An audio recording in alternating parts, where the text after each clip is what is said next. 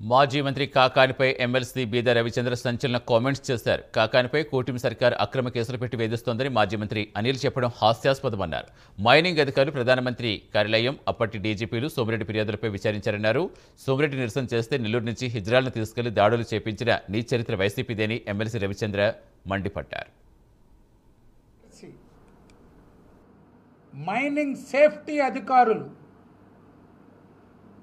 ఆనాటి ప్రభుత్వ ప్రధాన కార్యదర్శి జవహర్ రెడ్డి, ఆనాటి డీజీపీ రాజేంద్రనాథ్ రెడ్డి, ఇక్కడున్నటువంటి కలెక్టర్లకు, ఎస్పీలకి సోమిరెడ్డి చంద్రమోహన్ రెడ్డి గారి ఫిర్యాదులపై